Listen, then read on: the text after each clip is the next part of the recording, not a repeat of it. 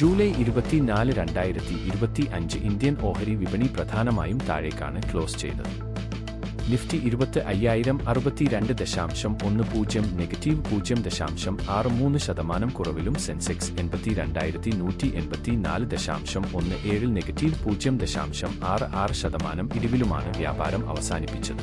Bank Nifty negative 0.25% കുറവിൽ 57,066.05 FinNifty negative 0.62% കുറഞ്ഞ് 27,046.30 close ചെയ്തു.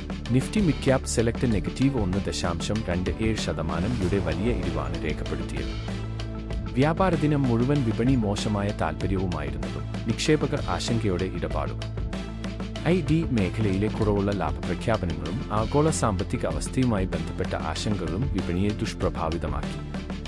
President ട്രംപിന്റെ അപ്രതീക്ഷിതമായ ഫെഡ് സന്ദർശനം, US-ഇന്ത്യ വ്യാപാര കരാറുമായി ബന്ധപ്പെട്ട അനിശ്ചിതത്വം എന്നിവയും വിപണിയിലെ നിഗൂഢത വളർത്തി. ഇതെല്ലാം ചേർന്നതോടെ നിക്ഷേപകരിൽ അശാന്തിയും സൂക്ഷ്മ സമീപനവും ഉണ്ടായി. ഫലമായി വിപണി താഴേക്ക് സ്ലൈഡ് ചെയ്തു.